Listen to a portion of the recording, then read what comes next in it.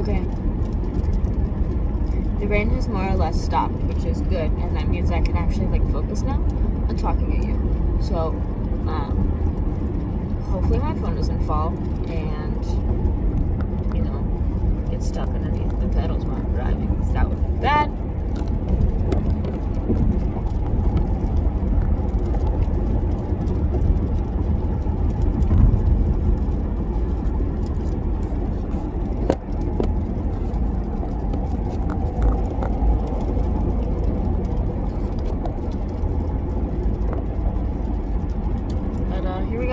Here's everything you need to know about the arrowverse so that you can watch Legends starting at season 2, which means we'll be covering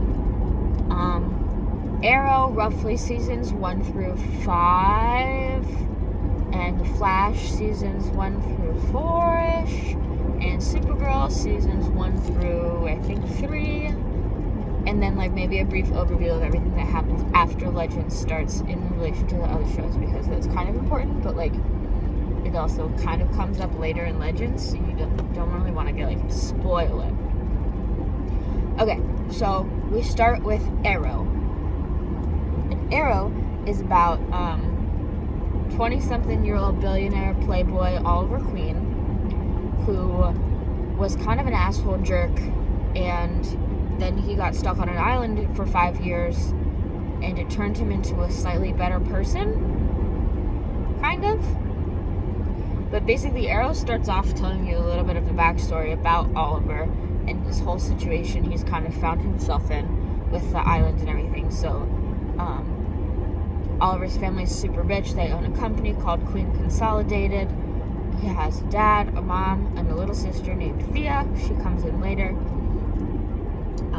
So Oliver's 22, I think, when this happens, 21, 22. So he was at college, and then he comes home from college because his dad's like, hey, we're going to get on a boat for a little bit. Want to come? So they get on the boat, and while they're on their yacht trip, the boat is called the Queen's Gambit, and it's his dad's boat. And so while they're on their fancy yacht trip, they hit a storm, and the ship kind of blows up and totally falls apart. So shipwrecked Oliver and his dad and one of his dad's employees, crewmen, I'm not really sure, make it onto a life raft, and they're the only 3 people that survive from the boat, so they think.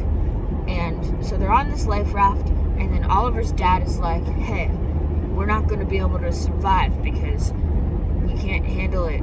We're all weak as shit. So Oliver's dad kills the other employee guy and then kills himself so that Oliver can have all the supplies to himself. But right before he shoots himself, he tells Oliver that Oliver has to survive so that he can right all of his dad's wrongs. And he gives him this little book full of names.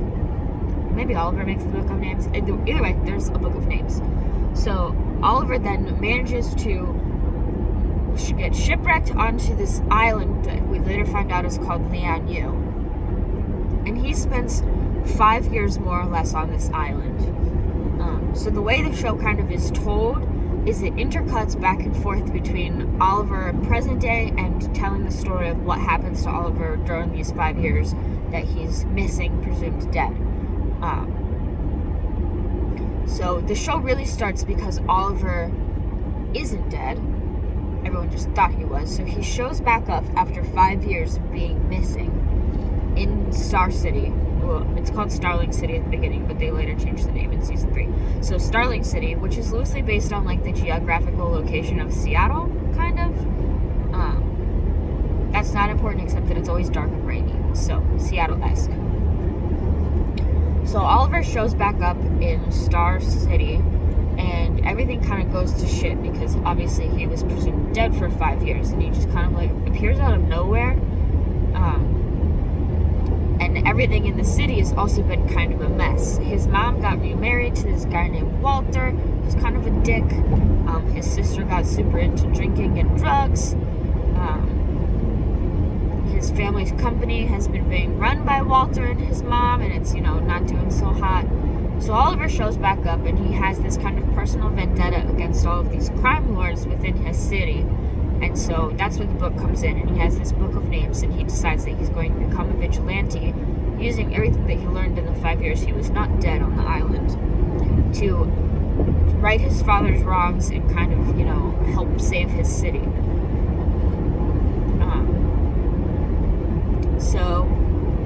There's also Laurel and Tommy and Mr. Lance. So Tommy was Oliver's best friend, who's also the son of a billionaire. So Tommy Merlin and his dad Malcolm Merlin, who's a big deal because he's kind of a dick. No, not kind of, he is a dick. But he's played by also a Doctor Who person. What's his name?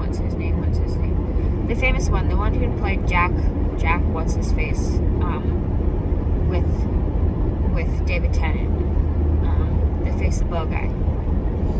Harkness? Maybe it's Jeff Harkness. I don't know. The one from Torchwood, that guy. And so, Malcolm Merlin, Tommy Merlin, and then Laurel. And so it's Laurel Lance, and Laurel is Sarah's sister. And she's important because she was Oliver's girlfriend before the boat and the shipwreck, etc., etc. And the big tragedy with Oliver's and Laurel is that Oliver was cheating on Laurel with her sister Sarah, who obviously is very important later. She's my favorite character. She's really necessary to every plotline ever. So Sarah was on the boat because Oliver was cheating on Laurel with Sarah, and so he invited Sarah onto the yacht trip with him because it was a super important time that they would get together. And Sarah, as far as they know, does not make it. She dies when the boat explodes. Oliver, of course, knows that that's not entirely true, but that comes up in season 2.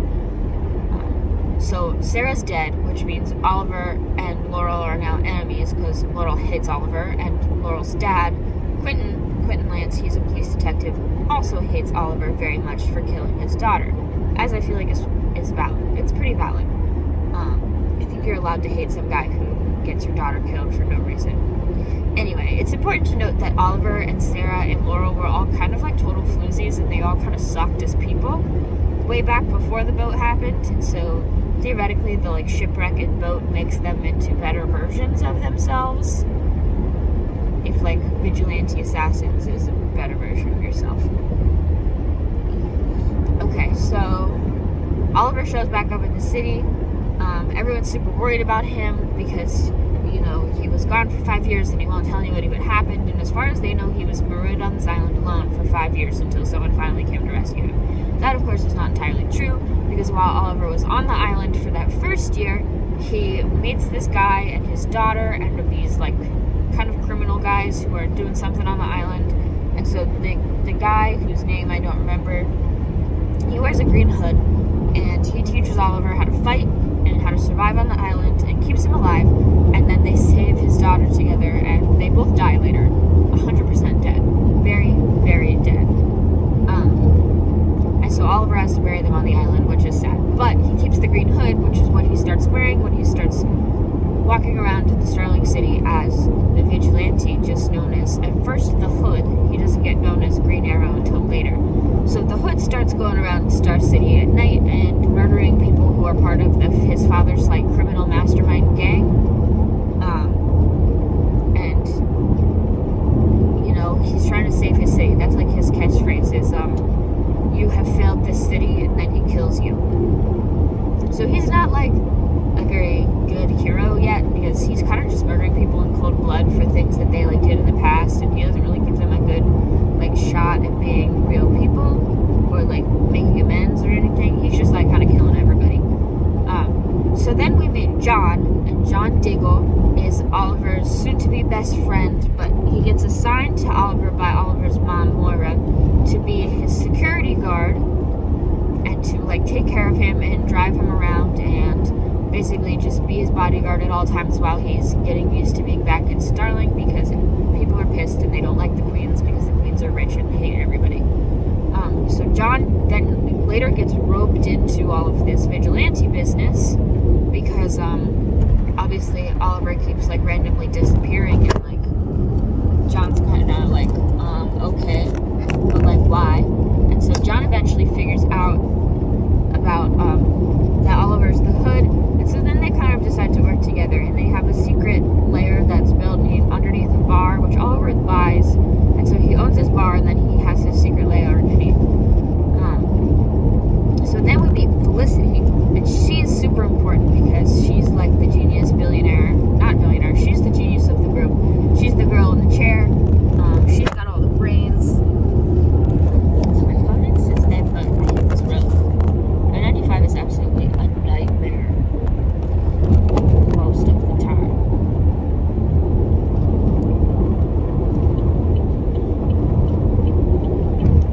Okay, so we need Felicity because she works for Queen Consolidated in the IT department. And Oliver kind of uses her a couple times at the beginning to kind of like get information from the company that he's not really supposed to have, because he's not really back with the company yet. He's just kind of like around, and Walter doesn't really like him and trust him, and Oliver doesn't really trust and or like Walter. So Oliver's kind of like snooping around in the company because he knows that something fishy is going on, and like he's trying to fix everything that his dad told him to fix. So he's like hanging out at the building and trying to get access to files and everything. And so that's how he meets Felicity. And she's important because she later becomes his wife. But at first she's just kind of like this brilliant scientist girl. She's a tech person. And so she gets roped into their whole arrow scheme thing and kind of gets roped in, kind of like buys herself in and agrees to help them. And I don't know, so then they become Team Arrow.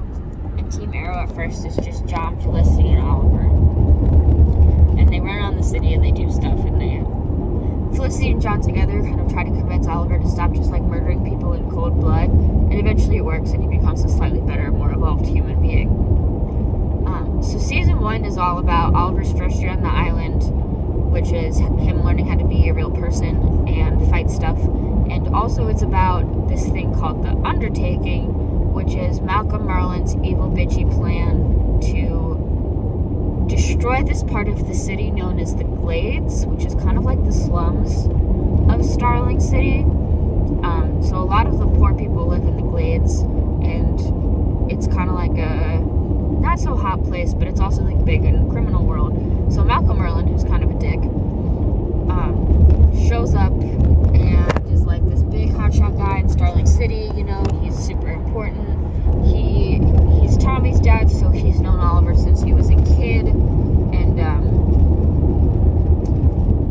don't know. We find out much later that he's involved with the League of Assassins and is much more evil than we all originally thought he was. But yeah, so the Undertaking is the first thing that they do as Team Arrow, and they have to stop Malcolm Merlin and all of this. And basically, it all culminates into Team Arrow forming into a real thing. They save the city.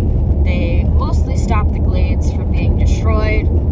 Tommy gets killed, which is another thing that, you know, Oliver has on his conscience then, is that he got his best friend killed. And also, Tommy and Laurel were dating, so, like, Laurel's super traumatized by this, but also she's still kind of in love with Oliver, even though he killed her sister, so that's complicated. But Laurel is a whitey bitch, so it's fine. We don't like Laurel. Let's see. I think that's pretty much everything you need to know about Season 1. Team Arrow, Laurel, Quentin plays detective, kind of is the Hood's nemesis at first, because he's always trying to figure out who he is. He finds out way later that it's Oliver, because they all kind of get roped into this, like, massive vigilante scheme together. But, you find out that Oliver's mom and stepdad actually planned the blowing up of the boat, so it was on purpose. But the ship got blown up, but I think it was like Oliver wasn't technically supposed to be there, so it was really just supposed to be his dad and his shot friends that got killed. So Oliver and Sarah were kind of like collateral damage, which doesn't make anybody very happy. So then in Season 2, we meet Slade Wilson, and we also get Sarah back, and we meet more of the League of Assassins. So Season 2 opens with us kind of like, you know, picking up where we left off. They're trying to fix everything that happened after the Glades were destroyed. You know, everybody's still upset about Oliver's pissed at his mom. Thea's still doing drugs.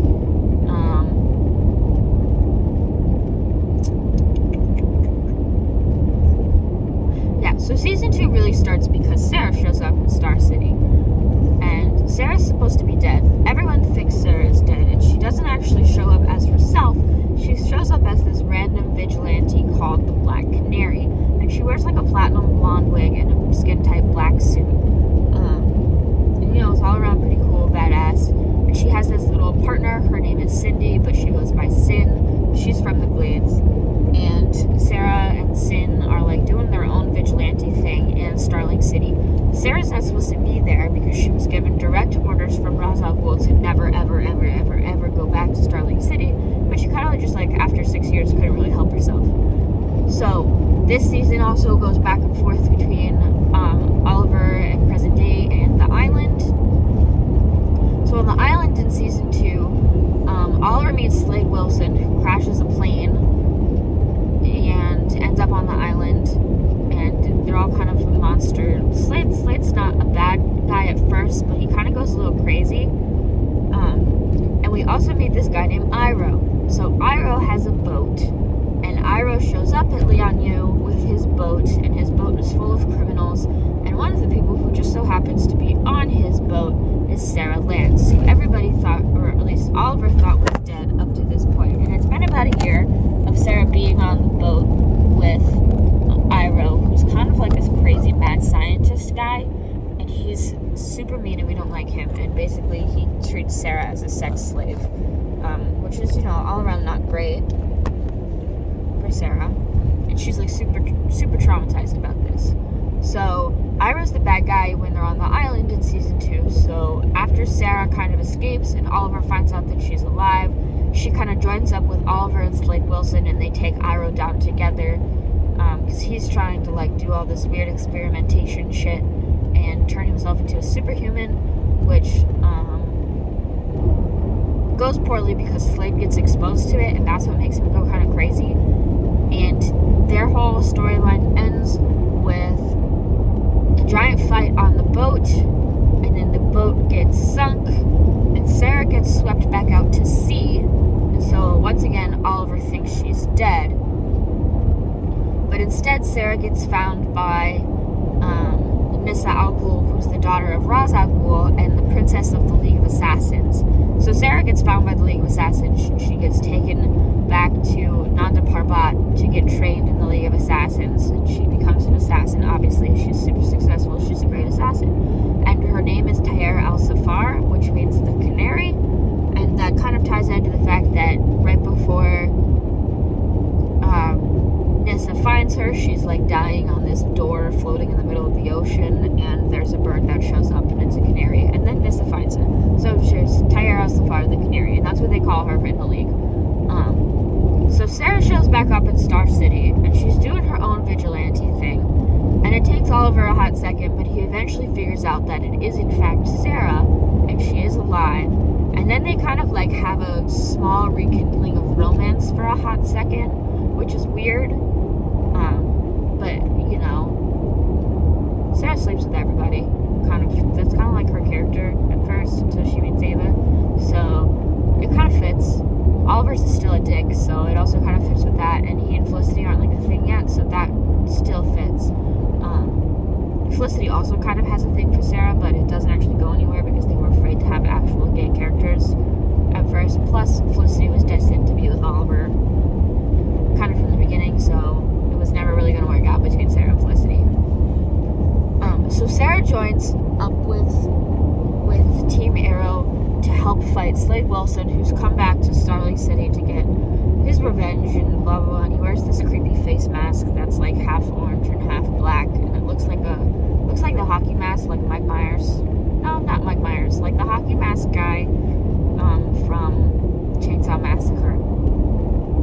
I think I'm thinking of the right guy. Anyway, hockey mask guy, and he's creepy. And they fight a lot. Slade's trying to do his thing. Oliver's just trying to be a good person. Slade ends up killing his mom because he kidnaps Thea and Moira to like get revenge, and then Moira ends up dying, And she dies on Lian because Slade, for some reason, takes them back to Lian. I can't quite remember, but it's really just kind of to piss Oliver off. It's the gist of that. Everybody just likes pissing off Oliver. So Slade takes them back to Lian and he kills Moira, which means she's also buried on Lian with Oliver's dad and the two people from season 1 who I can't remember their names. So basically everybody that Oliver has lost is kind of buried on Lian because he sort of also buried Sarah there, but she's not dead. So Slade was a good guy. He turns into a bad guy because he used the serum that kind of made him go crazy, and they fight. He ends up getting locked up in a secret prison on Lian because they don't kill him. And Sarah's storyline in this season is that she shows back up in Starling City, and she doesn't want to tell her family that she's alive. So for a hot second, it's really only Oliver that knows that she's alive, but then her dad ends up finding out. And so there's this whole plot line where Sarah and Quentin are keeping the fact that Sarah's alive from Laurel, and then when Laurel eventually finds out, Laurel's pissed, and then they have all of this family drama going on because Laurel is so mad at Sarah, but even though she's alive, so it's happy mad but still pissed off, and it's a whole thing that we have to see a lot of Laurel for, because she's also dealing with lots of trauma because of Tommy's death. And also, I can't remember if this is when she becomes an alcoholic or if that's next season, but either way, she becomes an alcoholic at some point. Refuses to get help. I think that might be season 2. So Sarah shows back up and tells her family that she's alive, which doesn't go over well because she wasn't supposed to. The League of Assassins told her not to. So she also wasn't supposed to be in Starling City, which means the League of Assassins sent people after her. So they're also fighting the League of Assassins in season 2, in addition to Slade Wilson, because the Ninja Assassins keep showing up in Star City to try and get Sarah back or kill Sarah, and Oliver has to keep killing them, and it's a whole thing until the League of Assassins sends Nyssa to find Sarah, and Nyssa and Sarah are lovers, and they call each other their beloved, which is actually very sweet. And it's actually really funny because the actresses that play them, Katrina Law and Katie Lotz, really play it up when they go to cons and stuff, and it's really fun, especially now that Sarah's with Ava. And so whenever she and Jess and Katrina were doing cons together, they would be jealous lovers, and it was actually very entertaining. Anyway, they're all great. We love Nyssa because she's awesome, and they're great representation. And she and Sarah are super great together, but Nyssa then has to do all the League of Assassins stuff and listen to her dad, blah blah blah blah blah. So she has to bring Sarah back, whether alive or dead. This also ropes in Sarah's mom. I don't quite remember how, but Sarah's mom gets brought to Starling City. So their parents are divorced, but the mom shows up because I think she was lured there by the League of Assassins, so that the League of Assassins could kidnap everybody to get Sarah blackmail style, so that she would come back. And Sarah's mom, whose name is Dinah Lance, which is the name of the Black Canary in the comic book is Dinah Lance. So for some reason they decided that they needed to name her Dinah Lance. But so her mom is played by Alex Kingston. I think that's the right name. River Song, also from Doctor Who. Lots of people from Doctor Who ended up on the CW. Obviously, the CW just pulls from a very specific acting crowd. So their mom ends up getting brought to Starling City. They all get kidnapped. Sarah poisons herself to prove to Nyssa that she won't go back unless her parents and sister are freed and promised to be left alone. So basically she reverse blackmails Nyssa into not hurting her family by threatening to die, and it would go badly if Nyssa didn't bring her back alive. Long story short, she doesn't die. She does end up going back to the League of Assassins, so she leaves at the end of season 2 to go back to the League of Assassins with Nyssa.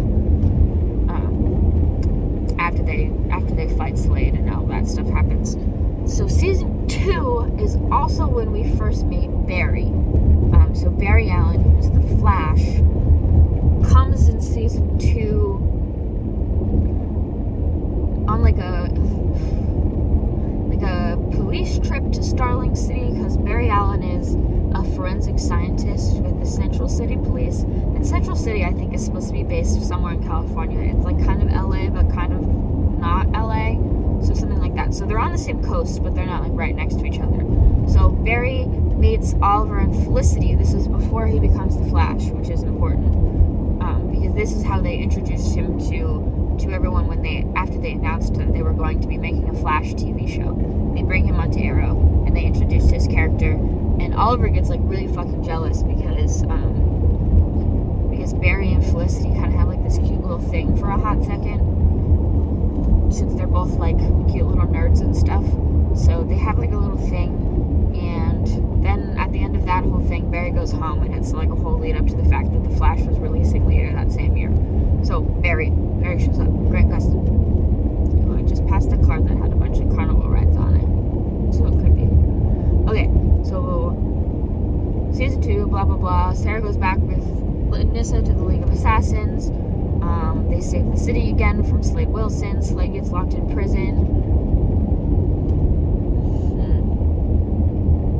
At one point in this, there's a whole episode where Felicity tries to be like super hardcore because she's jealous of Sarah being with Oliver and how Oliver feels about Sarah as a badass human being. And so she tries to be like super hardcore, and she gets herself shot instead. And Oliver is all like, worried and all protective and everything. And Sarah's like, nah, that was great. That was awesome. It's super sexy. Let's do it.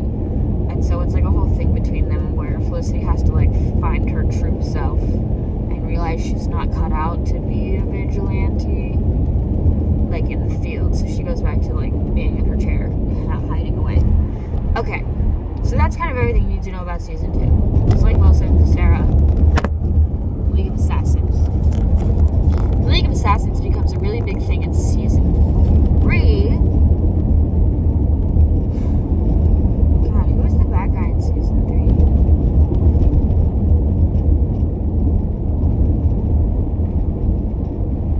No, I think season 3 is when we first meet Argus. So the island story on season 3 is Oliver's still on the island. Everybody he thought that he knew out there was dead. So that's when he gets picked up by Amanda Waller from Argus. This is the same Amanda Waller that is in the Suicide Squad films. Not the same actress, but the same character from Suicide Squad. So she leads like this super secret division of the government that's meant to deal with like extraterrestrials. Essentially the shield of the DC universe. That's Argus. So they're like super secret, blah blah blah. This is when you find out that John Diggle's ex-wife works for Argus. I think this is when we meet her, but I don't quite remember. His ex-wife is pretty cool, because she comes into season 3. So Oliver on the island is picked up by Argus, taken off the island, and he goes to Hong Kong, where he is like sent to go do all this stuff and find this. I think this is the season where they have the like super disease. So he's sent to kind of do all this fighty stuff, secret with this super disease that's in Hong Kong. And he meets a bunch of guys and he gets a bunch of people killed. And this is like in the island story for this season, you learn that he like found Tommy at one point because Tommy was still looking for him, like convinced that he wasn't dead. And so Tommy like was in Hong Kong, and Oliver almost got to like talk to him and say hi and tell him he was okay, but Argus stops him because he needs to be told that he's dead. Like he has to be dead in order for any of this to work. At the end of all of this, they do stop the super disease, but a lot of people like get hurt, including the son of the guy who he is supposed to be working with, and his wife, who later becomes the girl with the mask and the sword that has souls in it. They're pretty cool, but they're like not super important. I don't think they really come back. Anyway, the guy that he was supposed to be working with and the son both die, which is dramatic because Oliver is killing children now. God forbid. So at the end of all of that, Argus then drops him off back on the island instead of letting him go home because Argus is a bunch of little punk ass bitches. And no one likes them. They're kind of really, really, really rude. But they basically, like, drop him off, and they're like, well, if we need you again, you know, where to find you. And he's like, what the fuck? That's not fair. So he's once more stranded on the Inu. So that would be the end of his 3rd year that he's been missing. So season 3 starts in the present day story with Oliver and Felicity going on a date, and they get blown up. The virus thing that they did in the past comes back in the actual storyline for season 3. I don't totally remember everything, but it has a lot to do with League of Assassins. So it starts with Oliver and Felicity going on a date. Their date gets blown up by the League of Assassins, and Oliver basically is like, fuck, I can't date you, Felicity, because if we date, people could get hurt. You could get hurt. You could die. And she's like, Oliver, stop being such a little bitch. And he's like, I can't. I'm moody and annoying. So they don't get to start dating yet. And then, at the end of, like, the first episode of season 3 is when Sarah gets killed. So she comes back to Starling City,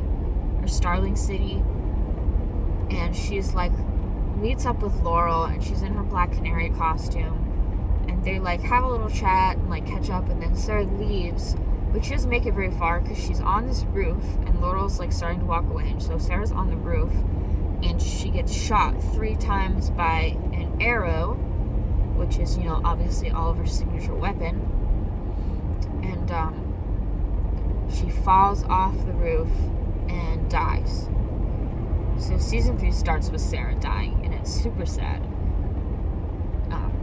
Because Laurel, like, basically carries her body back to the arrow cave, and then everyone's like, what the fuck? And it's right after, like, Oliver and Felicity just, like, almost got blown up, and now Sarah's lying dead in the middle of the arrow cave, and no one knows who killed her, and it was a whole thing. And so Laurel's whole storyline this whole season is that, like, she doesn't, in, like, a reverse of season 2, is, like, she keeps from her father the fact that Sarah's dead. So her dad is always like, oh, and have you heard from your sister? Have you heard from her sister? And Laurel keeps just, like, not telling him that she's dead, like, again, like, dead this time. Conveniently, she already has a grave, so it's really easy to bury her body where it was supposed to be in the first place, I guess. But, like, Laurel's whole arc that season is then, like, she decides that she's gonna take up the mantle of Black Canary. To half convince her father that, like, Sarah's fine is if she, like, shows up all the time, and to half, like, be like, oh, man, my sister's business was unfinished. I can handle it. Except, like, she's weak as shit, and she really can't handle it. Obviously, because she dies. Later, she gets killed. Ooh, I'm passing south of the border. If you've never seen South of the Border, you should definitely look it up, because it's cool. But this also means that I'm only 2 hours from home, which is really nice, because I'm tired. And I slept until, like, 11:45 today, but I'm still tired.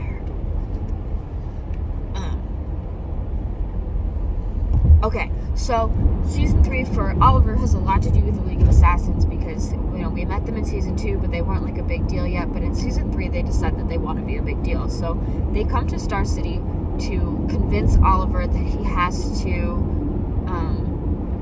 go be their overlord or something like that. I just remember that at one point they kill Thea, because this is when Thea starts, like, hanging out with them too. Like, she starts running Oliver's bar, and then you know, kind of, like, a little bit has her shit together. She meets Roy. I think in this season, Roy's really annoying. And then, this is also when we find out that Thea is actually only Oliver's half sister, because Malcolm Merlin is actually Thea's dad. So that's, like, a whole thing. And Malcolm Merlin wants to be the ruler of the League of Assassins, and he's still, like, relevant here because you know, he's a massive pain in the ass, and they didn't, like, kill him at the end of season 1 because Oliver was trying to be a bigger person. So he wants to be the leader of the League of Assassins. This is when we find out that he's actually Thea's dad, and of course their mom is dead, so, like, they can't be like, what the heck? And so Malcolm is, like, trying to be all fatherly now to Thea all of a sudden, and basically, like, inducts her into the League of Assassins, like, brainwashing style. But then at the mid-season finale, Thea gets, like, attacked, and she gets stabbed, and Oliver has to take her to Nanda Parbat, to this thing called the Lazarus Pit, to save her. And And the Lazarus Pit is important because that's how Sarah comes back to life.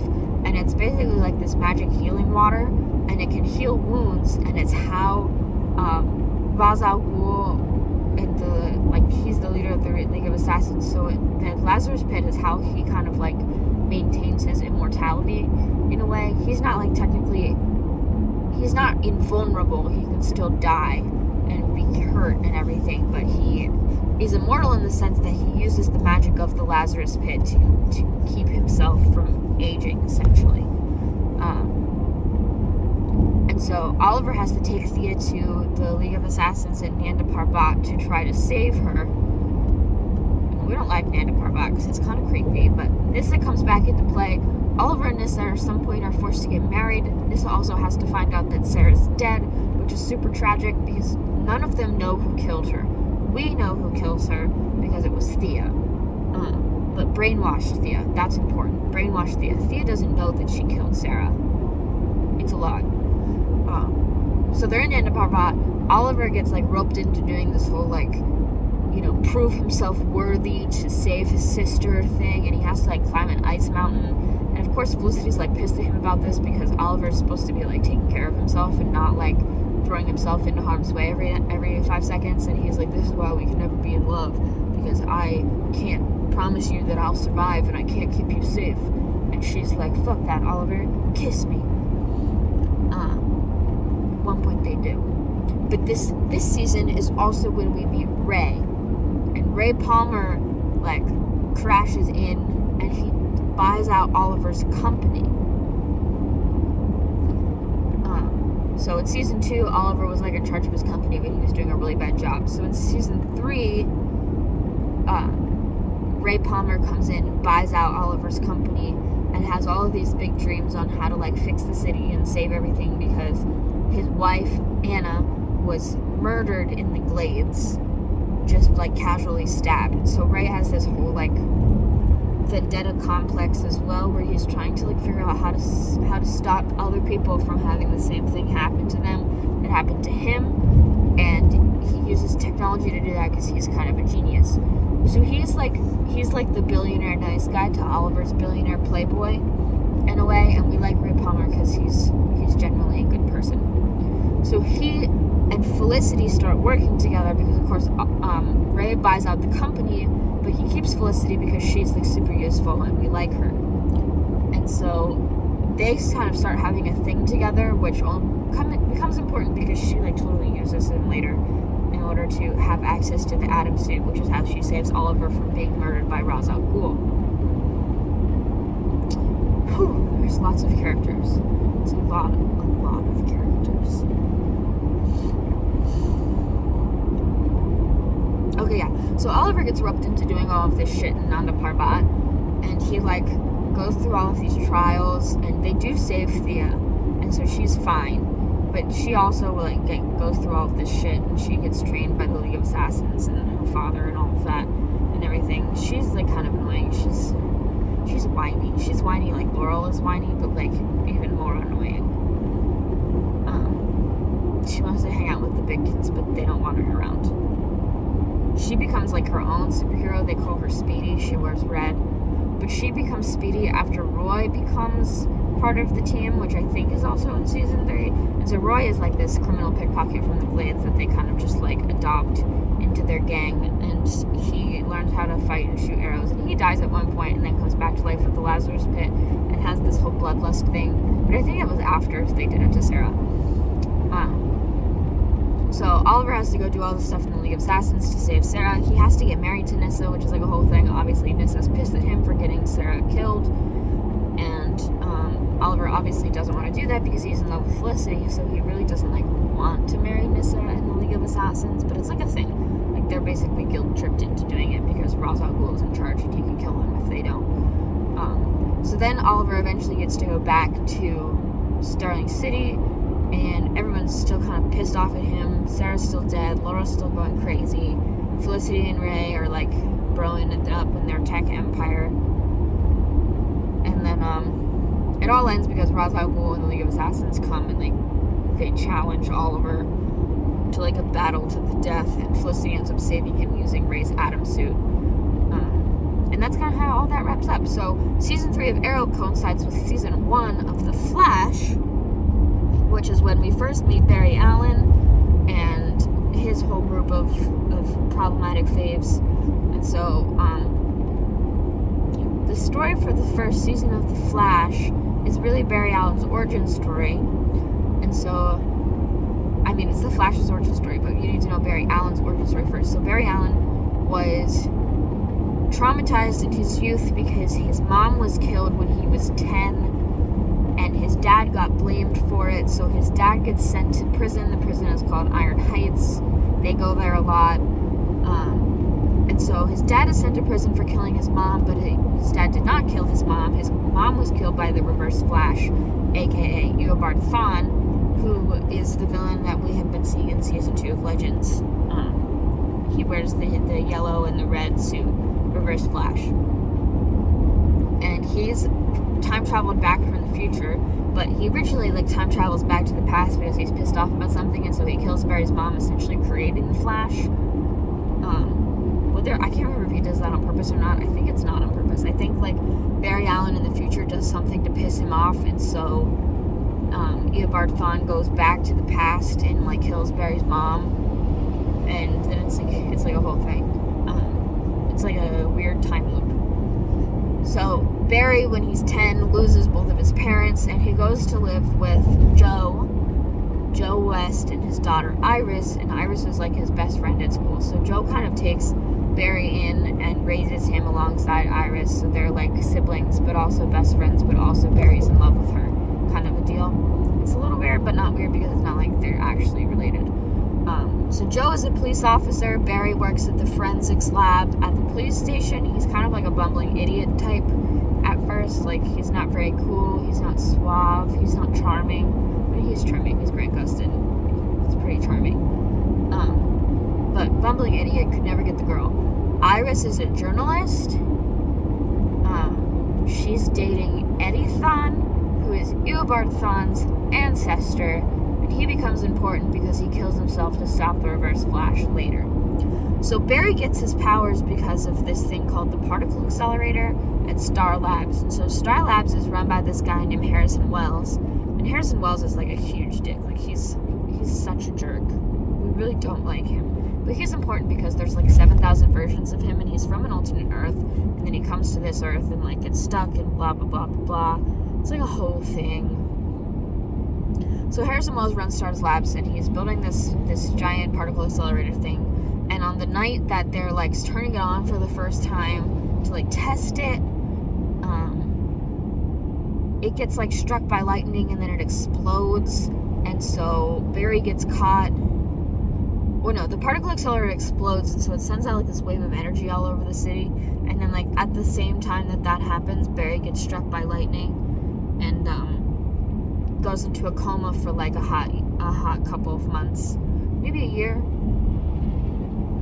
But yeah, so Barry's in a coma, and when he wakes up, he has superpowers, and that's when he becomes the Flash. So the people who work at the lab are Harrison Wells, Caitlin Snow, and Cisco's first name or his last name? I think Cisco is his first name. So Cisco Ramon. And they're all nerdy and cool. And so Barry is what they call themselves, the meta-humans. So they're all all the people who got genetically altered by the blast from the Star Labs explosion are meta-humans, and they're all over Central City. And so season 1 is all about them finding all of these metahumans and stopping all the ones that are going kind of crazy. And then they also have to fight the Reverse Flash, who shows up in Central City and kind of tries to cause problems. So they later find out that Reverse Flash is Eobard Thawne. Iris meets the Flash when he's still just known as the Red Blur, and she's his #1 fan / the reporter who writes about him all the time, because she's in love with this idea of this superhero figure. The people who work at Star Labs, so Caitlin and Cisco and Harrison Wells, decide to help Barry with his Flash thing, so they become Team Flash. And Team Flash, finds all the metahumans, blah, blah, blah. We meet Mick Rory and Leonard Snart, which is Wentworth Miller, which is Marie's favorite. And they're just criminals. One of them has a gold gun, one of them has a heat gun, but they're like consistent criminals. Captain Cold and Heatwave in Central City, so they show up a lot. But yeah, so at the end of the season, basically, let's see, Iris was dating Eddie, and they were engaged to be married, which happened while Barry was in the coma. So when he wakes up in the coma, he's pretty upset about that because, you know, he's in love with Iris. And he's pretty sure that if he hadn't been in a coma, then they would have been, like, in true love at this point. But when he wakes up, she's engaged, but she's now in love with, like, the red blur figure, which Barry can't tell her is him. He does tell Joe, I'm pretty sure, pretty early on in the season, but none of them tell Iris because you can't tell Iris anything. And so Barry works with Team Flash. Iris is dating Eddie Thawne. Eddie is important because at the end he kills himself to stop Eobard Thawne, the Reverse Flash, who is his descendant. And so if Eddie dies, Eobard disappears, which it's kind of like a time paradox in a way, because like he doesn't really, because it's not like Barry's mom comes back to life. It's just like a whole thing, a whole complicated thing. But yeah, so that's like season 1 of The Flash. So back to Arrow. Season 4 of Arrow is when we meet Damien Dark and John Constantine. John Constantine is slightly more important than Damien Dark. So the story of the island in season 4 of Arrow is that Oliver got dropped off back on the island by Amanda Waller at the end of season 3, and so he's hanging out on the island, and this is when he meets John Constantine, who is a demonologist and a sorcerer, and John is on the island looking for some magic thing, and so he's like parading around doing his usual, like, I don't know, John's kind of an asshole. Not kind of, John is an asshole. He's a complicated character because he's like the chaotic evil. Not chaotic evil. He's like a chaotic neutral, I guess. He's not necessarily a good guy, but he's not really a bad guy, and he drinks a lot, and he smokes a lot, and he summons a lot of demons. And he has like his own personal life vendetta because he accidentally got this kid taken down to hell, and so he's been trying to like make up for it his entire life. He doesn't always do a very good job at being a good person, but he tries. He comes back into Legends later. He's important. He also comes into the present day in season 4. So John is a British sorcerer. And then, so John is on the island because he's looking for some magic relic thing, and he ropes Oliver into helping him do all of that, blah, blah, blah. They fight something, I don't remember if it's demons or if it's just like bad guys also looking for the thing. But at the end of it, John Constantine gives Oliver this like cool tattoo. I don't remember when the Bratva come in.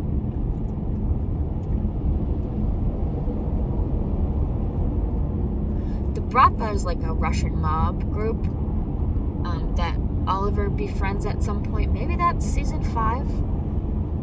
But they come in and out a couple times. Their leader's name is Alexei, and he and Oliver are buds, but like at the same time, they're kind of bad guys because Russian mob.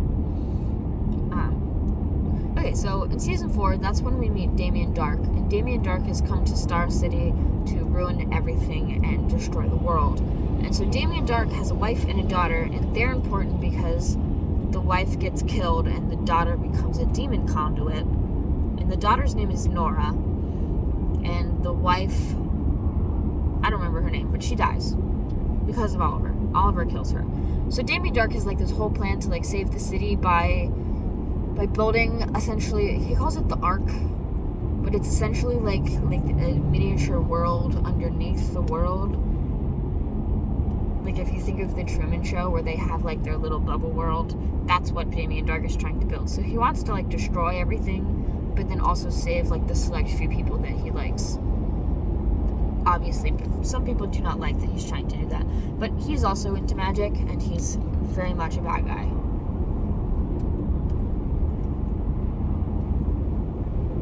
We do not like Damien Dark.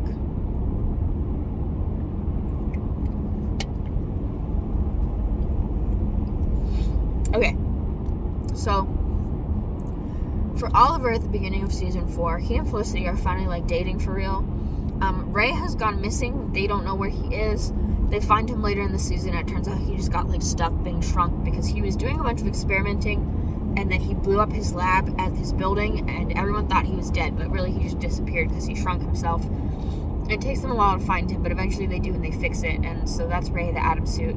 And that's when they rename Starling City to just being Star City, because it was part of Ray Palmer's like grand plan to clean up the entire city, was renaming it, and so they rename it Star City in his honor because they think he's dead. I can't remember when in the season they find him, but they find him at some point in the season. It's obviously before Legends Season 1 begins, because Ray is part of that. So, Season 4, Damien Darhk's being a bitch. This is when we have the first crossover between Season 1, or between The Flash and Arrow. So, Season 2 of The Flash, Season 4 of Arrow is the first crossover episode. And that's when we meet Carter and Kendra and Vandal Savage, who are the like main point of Legends Season 1. So Carter and Kendra are like immortal Egyptian gods, and so, well, all three of them are immortal Egyptians who were struck by a meteor and given immortality in the sense that like they keep dying and then coming back to life, and every time they die they come back to life, and they forget who they used to be until they meet each other. Carter and Kendra meet each other, and then they remember. Vandal Savage is just like an immortal jerk. So Season 4 crossover for them is when the Flash meets Kendra and Carter and Vandal Savage in Central City, and then he recruits Oliver and team to help him save them from Vandal Savage. And yeah, pretty much. This is also when they find out that Oliver has a kid. Yeah, that's this. So during the crossover, we find out that Oliver has a son. This becomes important because Damien Darhk threatens him, and also Felicity is not thrilled about this. So Felicity and Oliver are like sort of dating, but it's like a fledgling little relationship kind of at the beginning. It turns into something more. He proposes to her at some point. She also gets paralyzed. Yeah, okay, so the mid-season finale is when she gets paralyzed, and they also kind of break up. And this season is like kind of weird because it's told, like they started this season with this scene of Oliver and Felicity in the car after a funeral, but obviously you don't know whose funeral it is. And they're like with each other, but they're not talking to each other, and they're both kind of upset, and there's a wheelchair, which is how you know that something happens. And so they're fighting Damien Darhk, blah blah blah blah blah. Crossover happens.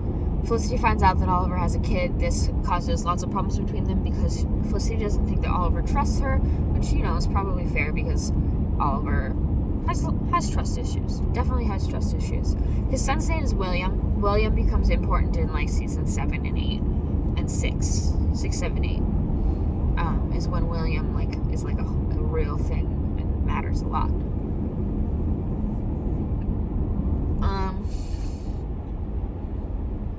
Yeah, so halfway through season 4 is when Laurel gets killed by Damien Darhk, because Damien Darhk gets sent to prison.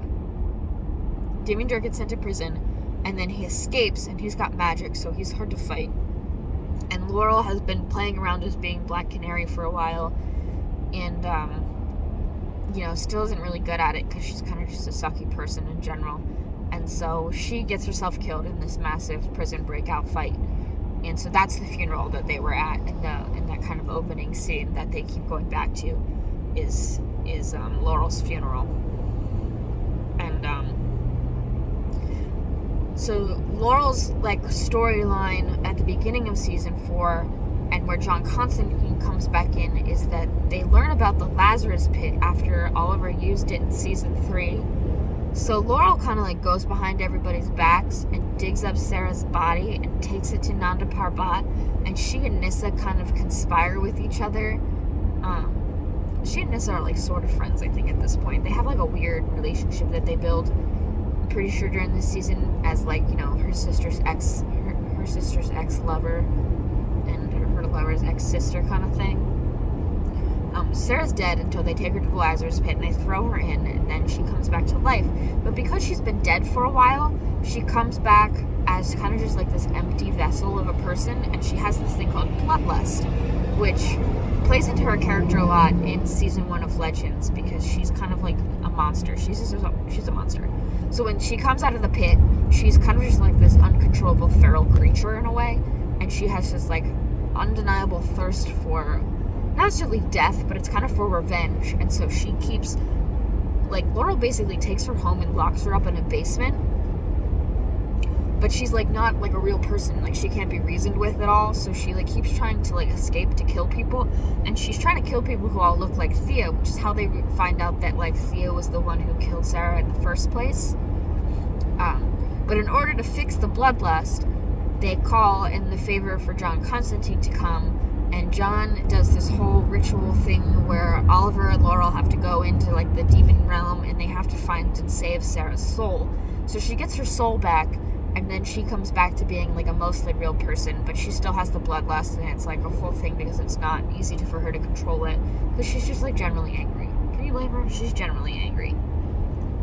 So that's kind of where Sarah is when we meet her in season 1 of Legends, is still dealing with this bloodlust, still dealing with the fact that she was dead for like a year and then came back, and like people don't look for her anymore, no one trusts her. Nissa's like moved on and kind of married Oliver for a hot second, so that's like a whole thing. So then Laurel dies, and before Laurel dies, Felicity gets shot, and the bullet lodges itself in the base of her spine, so she loses her ability to walk until she can fix it with a like electric chip that she puts in her nerve system. I don't know, science stuff. She fixes herself with science stuff so she can walk again. You have an incoming call.